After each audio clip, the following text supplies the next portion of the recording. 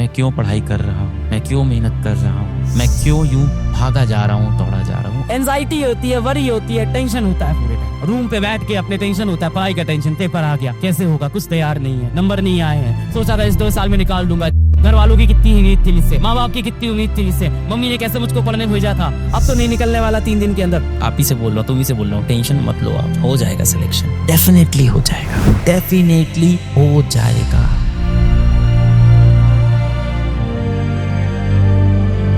ये स्टूडेंट के साथ सबसे बड़ा प्रॉब्लम है, होपलेसनेस। सबको पता है कि यार 16 लाख बच्चे बैठेंगे, लास्ट में सीट तो वही है, क्या कर लोगे? इसको बोलते हैं ना पॉसिबल ही नहीं है, दिस इज इम्पॉसिबल। सही बात है की चीजें मोटिवेशन नहीं है, कुछ करने का मन नहीं कर रहा। एंजाइटी होती है, वरी होती है, टेंशन होता है पूरे टाइम। रूम पे बैठ के अपने टेंशन होता है, पढ़ाई का टेंशन, पेपर आ गया, कैसे होगा, कुछ तैयार नहीं है, नंबर नहीं आए हैं, सोचा था इस 2 साल में निकाल दूंगा जेई। घर वालों की कितनी उम्मीद थी मुझसे, माँ बाप की कितनी उम्मीद थी मुझसे, मम्मी ने कैसे मुझको पढ़ने भेजा था, अब तो नहीं निकलने वाला 3 दिन के अंदर। और एंजाइटी और वरी बढ़ती जा रही, गिल्ट है अपने अंदर, दुख है अपने अंदर, पछतावा है अपने अंदर, क्यों नहीं पढ़ा मैं, समय तो था मेरे पास, क्यों मैंने इसे बर्बाद कर दिया, अब मैं क्या जवाब दूंगा, मेरे ऊपर कितने पैसे लगे हैं घर वालों के, मेरे ऊपर कितनी उम्मीदें लगी हैं, मेरी बुआ मेरे से उम्मीद कर रही है कब इसकी रैंक आएगी, मेरे चाचा जिनके बच्चे आईटी में वो सोच रहे हैं इनका बेटा आईटी में जाएगा कि नहीं, वरना मेरे पापा को ताना पड़ेगा। लगातार फीलिंग ऑफ गिल्ट डुबाई जा रही है कि मेरे माँ बाप ने मेरे लिए इतना किया, मेरा नहीं होगा, क्या होगा, मैं उनको खुशी दे पाऊंगा कि नहीं दे पाऊंगा। मतलब एक गिल्ट अंदर कम भरा हुआ है, वर्थलेसनेस, मेरी कोई वर्थ नहीं है, मेरी कोई वैल्यू नहीं है, मैं कुछ सकता हूँ, मैं वर्थलेस हूँ, मेरा जीवन किसी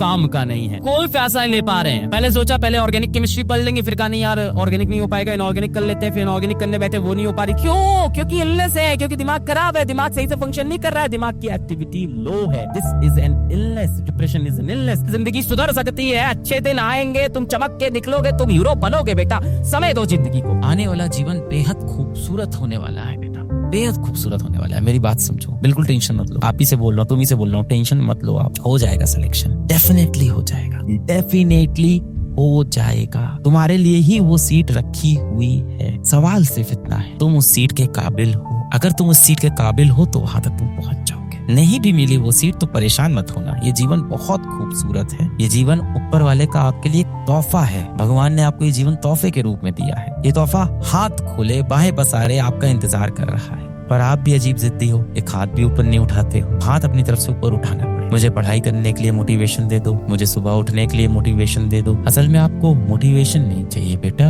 आपको रीजन चाहिए, कारण चाहिए। मैं क्यों पढ़ाई कर रहा हूँ, मैं क्यों मेहनत कर रहा हूँ, मैं क्यों यूं भागा जा रहा हूँ, दौड़ा जा रहा हूँ। आपको इसके पीछे का कारण चाहिए, मोटिवेशन नहीं चाहिए आपको। मोटिवेशन आज दूंगा कल खत्म हो जाएगा। आपको कारण चाहिए कि आप क्यों इतनी मेहनत कर रहे हो, आप क्यों यूं तेजी से दौड़े जा रहे हैं। और वो कारण ये है बेटा कि ऊपर वाले ने आपको सबसे खूबसूरत चीज बनाई है, जो है इंसान। आपको इंसान बनने का मौका मिला है, मनुष्य बन के आप पैदा हुए। कारण क्या है? कारण है नाम बनाना खुद का। एक वो जिंदगी भी है, बहुत खूबसूरत होगी वो जिंदगी जब अपने माता पिता के लिए आप कुछ कर पाओगे। कितनी खुशी मिलेगी उस जीवन में आपको, कितनी खुशी मिलेगी।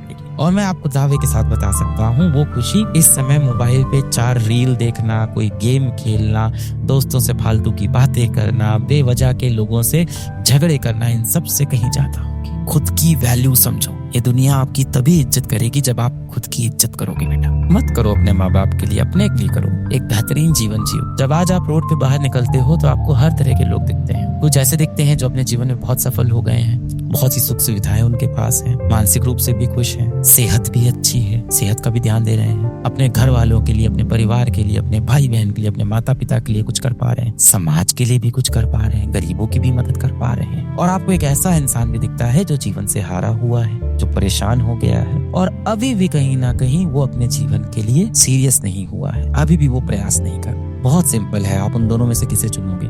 जाहिर सी बात है पहले वालों को चुनोगे।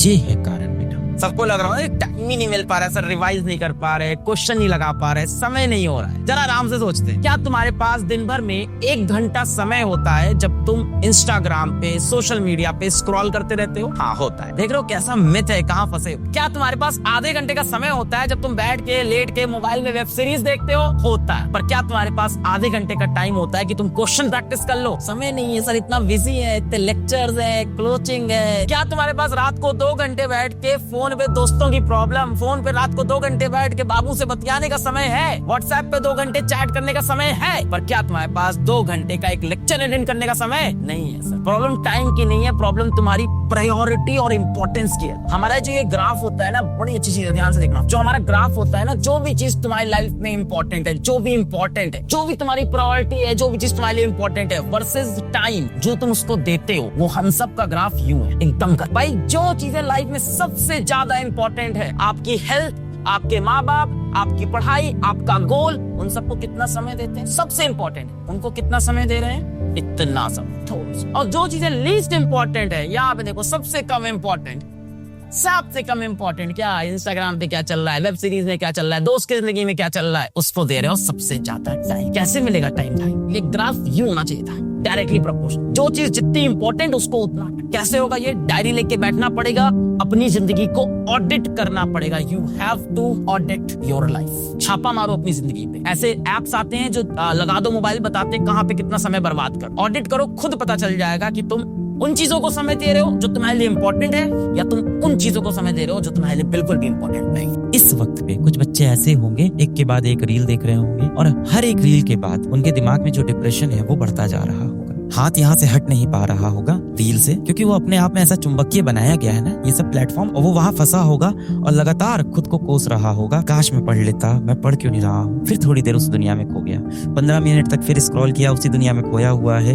एक हंसी वाला मीम देखा, बहुत मजा आया, फिर कोई एक लड़की वहां पे नाचते हुए आई, उसको देख लिया, फिर देखा कोई लड़के लड़की का कोई अच्छा सा रील है और उसको देख के बड़ा मजा आ रहा है। प्यार मोहब्बत के प्रसंग है जो जीवन में आपको आगे मिलने वाले हैं, वो आपको अभी चाहिए, समय से पहले नहीं मिलनी चाहिए चीजें, आपको वहां मिल रही है, आपको वो सुख मिल रहा है जो अभी आपको नहीं मिलना चाहिए, और आप उस दुनिया में फंस जाते हो। भाई हम सब ने इतनी टेक्नोलॉजी, इतनी पढ़ाई लिखाई, इतना जीवन में जो हम ग्रो हुए, किस लिए हुए थे? इसीलिए हुए थे कि हम सुखी रहें, हम खुश रहें, हम तंदुरुस्त रहें, हमारी सेहत अच्छी रहे, अपने माँ बाप को समय दें, अपने भाई बहन को समय दें। आप देते हो, उनको कष्ट देते हो, आप उनसे बदतमीजी से बात करते हो। तो ये सारे सोशल मीडिया प्लेटफॉर्म आपको इसी तरह से भटका रहे हैं। आप देखो ना, आप सोशल मीडिया पे एक फोटो डालते हो अपनी मम्मी के साथ, me with my mom is so beautiful, she is like God to me, और आप उस गॉड के साथ घर पे कैसा व्यवहार करते हो? जब वो गॉड आके आपसे रात को 10 बजे बोलता है कि बेटा आप मोबाइल छोड़ दो, ये बंद कर दो सोशल मीडिया प्लेटफॉर्म, आप कितनी चिढ़ से उनको रिप्लाई देते हो। इस दिन के लिए थोड़ी ना उन्होंने आपको बड़ा किया था। तो ये नकली दुनिया से आप बाहर निकलो, अपने जीवन का कंट्रोल खुद के हाथों में रखो। इन बड़े बड़े टेक जायंट्स को अपने जीवन का कंट्रोल मत दो। धीमे धीमे देखो, ये सोशल मीडिया प्लेटफॉर्म ने कंट्रोल आपके जीवन का, आपके मस्तिष्क का अपने हाथ में ले लिया है। आप देखिए, आपको लगता है कि आप उन्हें इस्तेमाल कर रहे हो, आपको लगता है ना कि ये फेसबुक, व्हाट्सएप, इंस्टाग्राम आप इस्तेमाल करते हो, बिल्कुल गलत। इंस्टाग्राम, फेसबुक, व्हाट्सएप, यूट्यूब आपको इस्तेमाल करता है अपने फायदे के लिए। उनके लिए एक यूजर हो, आप उनके लिए एक कस्टमर हो, और आप उनके जाल में फंस जाते हो। और इस जाल में फंस के आप उनको इंपॉर्टेंस दे रहे हो, उन अनजान लोगों को यूट्यूब पे या इंस्टाग्राम पे, सोशल मीडिया में, रील्स में देख रहे हो, जिनका आपकी जिंदगी में कुछ लेना देना नहीं। आप ये बता दो, आप 1 घंटे रील स्क्रॉल करते हो, उससे आपके जीवन में क्या वैल्यू एडिशन होता है? आप समझदार हो, पढ़े लिखे हो, 18 साल के हो, 19 साल के हो, काफी चीजें आपको समझ में आती है। ऐसा तो है नहीं कि आप बिल्कुल अनपढ़ हो बेटा। सब समझने के बाद भी आपने अपने जीवन का कंट्रोल इन सोशल मीडिया वालों के हाथ में दे दिया है, और इसमें आप इतना फंसे रहते हो कि आपके पिताजी ऑफिस से घर लौट के आते हैं और आपसे 2 शब्द बात करना चाहते हैं, आप उनको भी समय नहीं देते।